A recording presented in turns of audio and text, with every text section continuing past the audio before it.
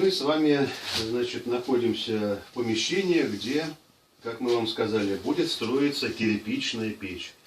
Значит, мы доложили до уровня чистого пола кирпичную кладку и выложили насухо, посмотреть, как пойдет у нас порядовка кладки, это для заказчика. Выложили. После чего сейчас эта кладка разбирается, и на раствор уже будем класть кирпичную печь.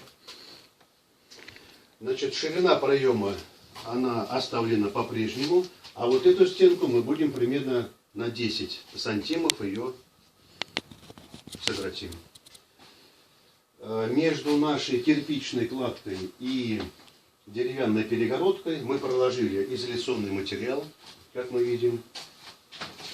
Это базальтин 5-миллиметровый, служит изоляцией.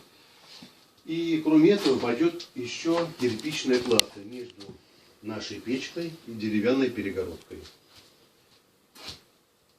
Будет она выложена противопожарная кирпичная разделка без перевязки с печкой, чтобы как бы шов вертикальный отсекает температуру. Поэтому выкладывается разделка всегда без перевязки с печкой. Спасибо.